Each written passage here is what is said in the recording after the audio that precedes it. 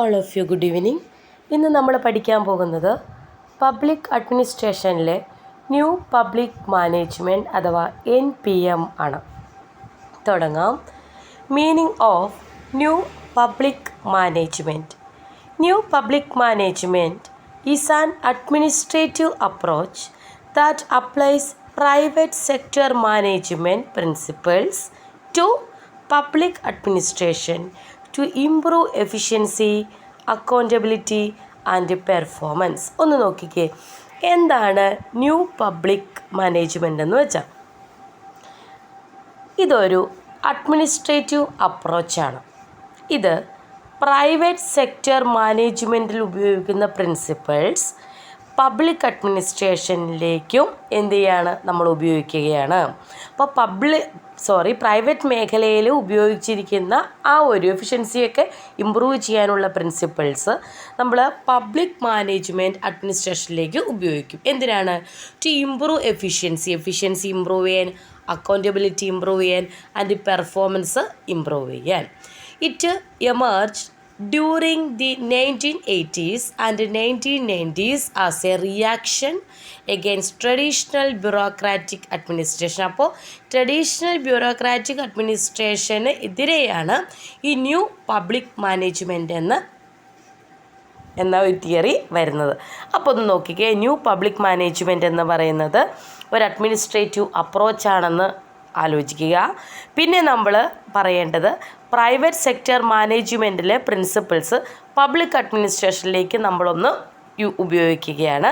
അതുകൊണ്ട് എന്തൊക്കെ മാറ്റം വന്നെന്ന് പറഞ്ഞാൽ എഫിഷ്യൻസി കൂട്ടി, അക്കൗണ്ടബിലിറ്റി ഇമ്പ്രൂവ് ചെയ്യും, അതുപോലെ പെർഫോമൻസ് ഇമ്പ്രൂവ് ചെയ്യും. ഇതൊക്കെയാണ് ഇതിൻ്റെ എയിം എന്നും ആലോചിക്കുക. പിന്നെ നമ്മൾ പറയേണ്ടത് ഇതുവരെയുള്ള ഒരു ട്രഡീഷണൽ ബ്യൂറോക്രാറ്റിക് അഡ്മിനിസ്ട്രേഷന് എതിരെയാണ് ഈ NPM വന്നത്. ഇനി developed in countries like UK, USA, New Zealand and Australia. അപ്പോൾ UK, USA, ന്യൂസിലാൻഡ്, ഓസ്ട്രേലിയ ഇവിടെയൊക്കെയാണ് ഇത് ഡെവലപ്പ് ചെയ്ത്. Promoted during the leadership of Margaret Thatcher in UK, then Ronald Reagan in USA. അപ്പോൾ ഈ രണ്ട് പേരുകളുമാണ് പ്രധാനമായിട്ടും ഓർത്തിരിക്കേണ്ടത്. NPM ആയിട്ട് ബന്ധപ്പെട്ട് താഴെ കൊടുത്തിരിക്കുന്നവർ എന്ന് പറയുമ്പോൾ ഈ രണ്ട് പേര്, മാർഗരറ്റ് താച്ചറിൻ്റെയും റൊണാൾഡ് റോജിൻ്റെയും പേര് മറക്കരുത്. Then it influenced by globalisation and neo liberal economic reform developed in countries like UK, USA and New Zealand, Australia. അതുപോലെ തന്നെ താഴെ കൊടുത്തിരിക്കുന്ന രണ്ട് പേരുകൾ വളരെ ഇമ്പോർട്ടൻ്റ് ആണ്. ഒന്നാമത്തത് Margaret Thakkar in UK, then Ronald Reagan in US. അപ്പോൾ ഓപ്ഷൻസിൽ നോക്കുക, ഇത് കൂടാതെയുള്ള പേരുകൾ കൂടി നോക്കി പഠിക്കുക.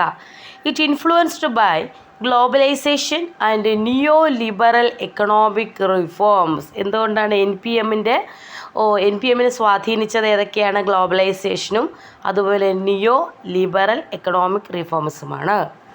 Supported by organisation like world bank and international monetary fund. അപ്പോൾ വേൾഡ് ബാങ്കും IMFുമാണ് സപ്പോർട്ട് ചെയ്തതെന്ന് ഓർക്കുക. NPM is a management philosophy that emphasizes efficiency, economy, performance measurement, competition and customer orientation in the public sector. അപ്പോൾ കുറേ വാക്കുകൾ കോമയിട്ട് കൊടുത്തിട്ടുണ്ട്, അപ്പോൾ അതൊന്ന് നോക്കുക. എന്തൊക്കെയാണ് NPM സപ്പോർട്ട് ചെയ്യുന്നത്? Efficiency, economy, performance measurement, then competition, customer orientation. അപ്പോൾ അത് പ്രധാനമായിട്ട് നോക്കുക. എന്തൊക്കെയാണ് NPMൻ്റെ ഒബ്ജക്റ്റീവ്സ്? പെട്ടെന്ന് നമുക്ക് പറഞ്ഞു പോകാം, വളരെ സിമ്പിളാണ്. ഇൻക്രീസ് എഫിഷ്യൻസി ഇൻ ഗവൺമെൻറ് ഫങ്ഷനിങ്ങിൽ എഫിഷ്യൻസി ഇൻക്രീസ് ചെയ്യുക. ദെൻ റെഡ്യൂസ് പബ്ലിക് എക്സ്പെൻഡിച്ചർ കുറയ്ക്കുക. ഇംപ്രൂവ് സർവീസ് ഡെലിവറി ഇമ്പ്രൂവ് ചെയ്യുക. ദെൻ എൻഹാൻസ് അക്കൗണ്ടബിലിറ്റി, അതുപോലെ തന്നെ കോമ്പറ്റീഷൻ പ്രൊമോട്ട് ചെയ്യുക. Then introduce performance based management, പെർഫോമൻസിൻ്റെ അടിസ്ഥാനത്തിലുള്ളത്. ഓക്കെ, അടുത്ത പേജ് നോക്കൂ. ഇനി കോർ ഫീച്ചേഴ്സ് ഓഫ് NPM. ഒന്നാമത്തത് മാനേജീരിയലിസമാണ്. മാനേജേഴ്സ് ഗിവൺ more ഓട്ടോണമി, അതായത് മാനേജർമാർക്ക് കൂടുതൽ സ്വയം ഭരണം നൽകുക എന്നുള്ളതാണ്. Then focus on result rather than rules, അതായത് നമ്മൾ വലിയ ചട്ടങ്ങളിലൊക്കെ പ്രാധാന്യം കൊടുക്കാതെ എന്ത് റിസൾട്ട്, എന്ത് ഫലം കിട്ടുന്നു അതിന് പ്രാധാന്യം നൽകുക. രണ്ടാമത്തത് പെർഫോമൻസ് മെഷർമെൻറ്റ്, അതായത് എന്താണ് ഒരാൾ പ്രകടിപ്പിക്കുന്നത്, പെർഫോം ചെയ്യുന്നത്, അതിൻ്റെ അളവ് നോക്കുക. ടാർഗറ്റ്സ് ആൻഡ് ഔട്ട്പുട്ട് ഇൻഡിക്കേറ്റേഴ്സ്, അതായത് ലക്ഷ്യം, അത് ഔട്ട്പുട്ടും അതുപോലെ സൂചകങ്ങളും, ഔട്ട്പുട്ട് സൂചകങ്ങളായിരിക്കണം. അതുപോലെ തന്നെ പെർഫോമൻസ് അപ്രൈസൽ സിസ്റ്റം, അതായത് പ്രകടനം വിലയിരുത്തുന്ന സംവിധാനങ്ങൾ കൊണ്ടുവരിക, അതാണ്. Privatisation, transfer of public enterprises to private sector, അതായത് പൊതുമേഖലയിൽ എന്ന് കുറേ ഇൻഡസ്ട്രിയൊക്കെ എങ്ങോട്ടേക്ക് കൈമാറ്റം ചെയ്യുക, സ്വകാര്യ മേഖലയിലേക്ക് കൈമാറ്റം ചെയ്യുക. Then contracting out, government services outsource to private agencies, അതായത് സർക്കാർ സേവനങ്ങൾ സ്വകാര്യ ഏജൻസിക്ക് ഔട്ട്സോഴ്സ് ചെയ്യുന്നുണ്ടെന്ന് കേട്ടോ. Decentralisation, power shift to local bodies and agencies, അതായത് ലോക്കൽ ബോഡീസിലേക്കും ഏജൻസീസിലേക്ക് അധികാരം കൈമാറ്റം ചെയ്യുക. Then customer orientation, citizen treated as customers, പൗരന്മാരെ കസ്റ്റമേഴ്സായിട്ടാണ് ട്രീറ്റ് ചെയ്യുന്നത്. Then competition, internal and external market competition, അല്ലേ, അകത്തും പുറത്തുമുള്ള മാർക്കറ്റ് കോമ്പറ്റീഷൻ കൂട്ടുക. ദെൻ കോസ്റ്റ് കട്ടിങ്, അതായത് ഡൗൺ സൈസിങ് ബ്യൂറോക്രസി, ഉദ്യോഗസ്ഥരുടെ ഒരു എണ്ണം കുറയ്ക്കുക എന്നുള്ളതാണ് അതുകൊണ്ട് ഉദ്ദേശിക്കുന്നത്. NPM versus traditional public administration, എന്തൊക്കെയാണ് ട്രഡീഷണൽ പബ്ലിക് അഡ്മിനിസ്ട്രേഷനും ന്യൂ പബ്ലിക് മാനേജ്മെൻറ്റും തമ്മിലുള്ള വ്യത്യാസം? ട്രഡീഷണൽ പബ്ലിക് അഡ്മിനിസ്ട്രേഷൻ നോക്കൂ, ഇറ്റ് ഈസ് റൂൾ ബേസ്ഡ് ആണ്. ഓക്കെ, ന്യൂ പബ്ലിക് മാനേജിലേക്ക് വരുമ്പോഴോ അവിടെ റിസൾട്ട് ഓറിയൻറ്റഡ് ആണ്. ഇപ്പോൾ ട്രഡീഷണൽ എന്ന് പറയുമ്പോൾ റൂൾ, ചട്ടങ്ങൾ നോക്കണം. ഇവിടെ നമ്മൾ റിസൾട്ടിനാണ് പ്രാധാന്യം, ചട്ടങ്ങളൊന്നും നോക്കുന്നില്ല. ദെൻ ട്രഡീഷണലിൽ ബ്യൂറോക്രാറ്റിക് ഹയറാർക്കിയാണ് അവിടെ പ്രാധാന്യം നൽകുന്നത്. ഇവിടെയോ മാനേജേരിയൽ ഓട്ടോണമിയാണ്. ഇവിടെ മാനേജർക്ക് വളരെ സ്വയം ഭരണമാണ് നൽകുന്നത്. ഇനി ട്രഡീഷണലിൽ ഇൻപുട്ട് കൺട്രോളാണ്, NPMലേക്ക് വരുമ്പോഴേക്കും ഔട്ട്പുട്ട് കൺട്രോളാണ്. ട്രഡീഷണലിൽ സിറ്റിസൺ എന്ന് പറയുന്നത് ഇറ്റ് ഈസ് സബ്ജക്റ്റ് ആയിട്ടാണ് കണക്കാക്കുന്നത്. NPMലേക്ക് വരുമ്പോഴേക്കും സിറ്റിസൺസ് എന്ന് പറയുന്നത് കസ്റ്റമറായിട്ടാണ് കണക്കാക്കുന്നത്. ദെൻ ട്രഡീഷണലിൽ സെൻട്രലൈസ്ഡ് ആണ്, NPMൽ ഡീസെൻട്രലൈസ്ഡ് ആണ്. ഒരു സ്ഥലത്ത് കേന്ദ്രീകരണവും മറ്റിടത്ത് വികേന്ദ്രീകരണവുമാണ്. നെക്സ്റ്റ്, എന്തൊക്കെയാണ് ഇതിൻ്റെ തിയററ്റിക്കൽ ഫൗണ്ടേഷൻസ്? ഒന്നാമത്തത് പബ്ലിക് ചോയ്സ് തിയറി, ദെൻ മാനേജേരിയലിസം, മൂന്നാമത്തത് neo liberalism, then principle agent theory. ഇതൊക്കെ ജസ്റ്റ് ഒന്ന് വായിച്ചു വിട്ടാൽ മതി, ഇതിനുവേണ്ടി ഒത്തിരി സമയമൊന്നും നമ്മൾ കളയണ്ട. ഇനി ഇന്ത്യയിൽ 1991 എക്കണോമിക് റിഫോംസിന് ശേഷമാണ് NPM വരുന്നത്. അപ്പോൾ ഇൻട്രൊഡ്യൂസ്ഡ് ആഫ്റ്റർ 1991 എക്കണോമിക് റിഫോംസ്. ഇനി ആരുടെ ടൈമിലാണ്? മൻമോഹൻ സിംഗിൻ്റെ ടൈമിലാണ്. എന്തൊക്കെയാണ് എക്സാമ്പിൾ കൊടുത്തിരിക്കുന്നത്? Disinvestment policy, then public private partnership, then governance initiatives, performance budgeting. ഇതിനൊക്കെയാണ് നമ്മൾ അതിന് ഇമ്പോർട്ടൻസ് നൽകിയിരുന്നത്. ഇന്ത്യയിലെ കാര്യമാണ് പറഞ്ഞത് കേട്ടോ. 1991 എക്കണോമിക് റിഫോംസിന് ശേഷമാണ് എന്ത് വരുന്നത്? NPM വരുന്നത്. ആ ടൈമിൽ ഫിനാൻസ് മിനിസ്റ്റർ മൻമോഹൻ സിംഗ് ആയിരുന്നു, പ്രൈം മിനിസ്റ്റർ നരസിംഹറാവു ആയിരുന്നു. അപ്പോൾ ആ ടൈമിലാണ് എന്ത് വരുന്നത്? എക്കണോമിക് റിഫോംസ്, ന്യൂ എക്കണോമിക് പോളിസിയൊക്കെ വരുന്നത്. അപ്പോൾ അതിന് ശേഷം വന്നതാണ് NPM. ഇന്ത്യയിൽ നമ്മൾ NPM ആ സമയത്താണ് ഇൻട്രൊഡ്യൂസ് ചെയ്തത്. ഇനി എന്താണ് NPM കൊണ്ടുള്ള രണ്ടു നേട്ടം? താഴെ കൊടുത്തിരിക്കുന്നവയിൽ NPM കൊണ്ടുള്ള അഡ്വാൻറ്റേജസ് ഏതൊക്കെയാണ് നോക്കിക്കേ. ഇംപ്രൂവ് എഫിഷ്യൻസി ഇമ്പ്രൂവ് ചെയ്തു, then faster decision making, then reduced corruption, better service quality, financial discipline. ഇതൊക്കെയാണ് NPM കൊണ്ടുള്ള നേട്ടം. ഇത് എക്സ്പ്ലെയിൻ ചെയ്യേണ്ട ആവശ്യമേ ഇല്ല, ജസ്റ്റ് വായിച്ചു കഴിഞ്ഞാൽ കിട്ടും, അതുകൊണ്ടാണ് ഓടിച്ചു വിടുന്നത്. ദെൻ ക്രിറ്റിസിസം ഓഫ് NPM എന്തൊക്കെയാണ്? ഓവർ എംഫസിസ് ഓൺ പ്രോഫിറ്റിൽ കൂടുതൽ നമ്മൾ എംഫസിസ് ചെയ്യുന്നു. Then weakening of welfare state, അല്ലെ, ഒരു ക്ഷേമരാഷ്ട്രം എന്ന സങ്കല്പത്തെ ദുർബലപ്പെടുത്തുക എന്നാണ് പറയുന്നത്. Then it reduced job security, ജോലിയുള്ള സുരക്ഷിതത്വത്തിന് റെഡ്യൂസ് ചെയ്യുകയാണ്. then inequality in service access, then accountability issues in privatization.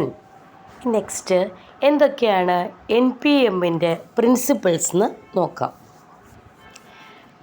10 principles advocated by Osborne and Geipler in their book reinventing government. അപ്പോൾ reinventing government എന്ന് പറയുന്ന ബുക്കിൽ ഓസ്ബോണും ഗെയ്ബ്ലറും എന്തൊക്കെയാണ് തന്നിരിക്കുന്ന 10 പ്രിൻസിപ്പിൾസ് നോക്കാം. ഒന്നാമത്തത് കാറ്റലിറ്റിക് ഗവൺമെൻറ് ആണ്. കാറ്റലിറ്റിക് ഉത്തേജകം എന്നറിയപ്പെടുന്ന അങ്ങനെ ഒരു അർത്ഥം വരുന്ന ഒരു വാക്കാണ്. The government should also concentrate on catalyzing the public sector, private sector and voluntary non-governmental sector towards resolution of societal problems and not just on providing services. എന്താണ് ഈ കാറ്റലിറ്റിക് ഗവൺമെൻറ് എന്ന് പറഞ്ഞാൽ? സമൂഹത്തിൻ്റെ പ്രോബ്ലം പരിഹരിക്കുക എന്നതായിരിക്കണം ഗവൺമെൻറ്റിൻ്റെ ഒന്നാമത്തെ ലക്ഷ്യം. അതിന് പൊതുമേഖലയായിക്കോട്ടെ സ്വകാര്യ മേഖലയായിക്കോട്ടെ അതിനെയൊക്കെ ഉത്തേജിപ്പിക്കാനായിട്ട് ശ്രമിക്കുക. പൗരന്മാർക്ക്, അതുപോലെ കുടുംബങ്ങൾ, അതുപോലെ സമൂഹം എന്നിവയോടൊക്കെ സ്വന്തം പ്രോബ്ലംസ് സോൾവ് ചെയ്യാൻ അവരെ പ്രാപ്തരാക്കി മാറ്റുക എന്നതായിരിക്കണം ഇതിൻ്റെ ലക്ഷ്യം. അതാണ് ഒന്നാമത്തെ പ്രിൻസിപ്പിൾ. രണ്ടാമത്തത് കമ്മ്യൂണിറ്റി ഓൺ ഗവൺമെൻറ് ആണ്.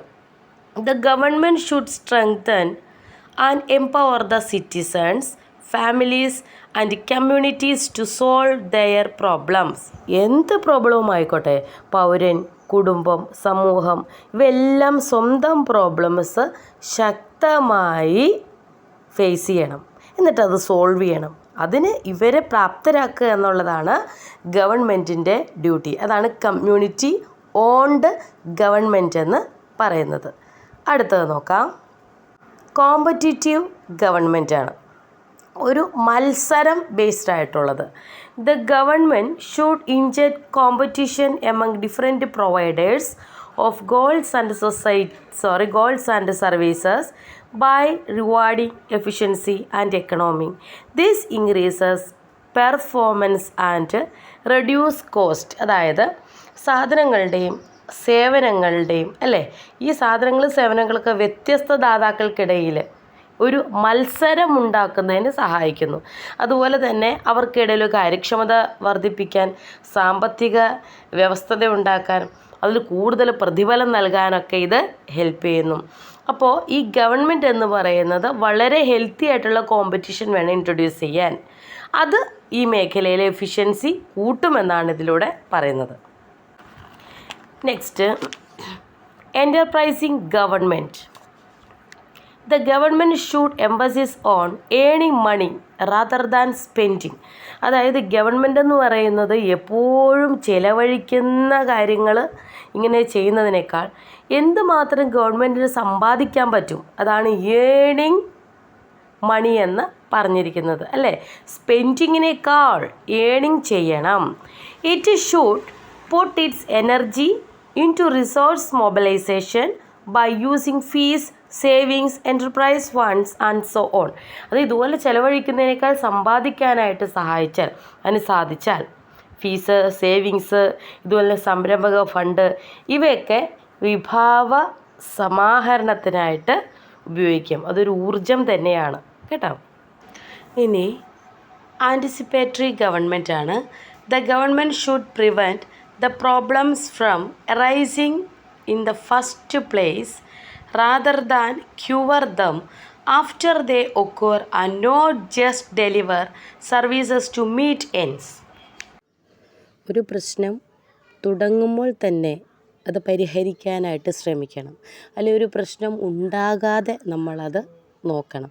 ഉണ്ടായതിന് ശേഷം അത് പരിഹരിക്കുന്നതിനേക്കാൾ ഒരു പ്രശ്നം ഉണ്ടാകാതെ ഇരിക്കാൻ ശ്രമിക്കുന്നതാണ് നല്ലത്. അടുത്ത പോയിൻ്റ് നോക്കുക. Decentralised government. The government should decentralised authority. Government authority എന്ന് പറയുന്നത് ഒരു ഡീസെൻട്രലൈസ്ഡ് വികേന്ദ്രീകരണ ഭരണം നടത്തുന്നതാണ് നല്ലത്. Then that is disperse authority from higher to lower levels. അപ്പോൾ അധികാരം എന്ന് പറയുന്നത് മുകളിൽ നിന്ന് താഴെ ലെവലിലേക്ക് ഡിവൈഡ് ചെയ്ത് കൊടുക്കണം എന്നുള്ളതാണ്.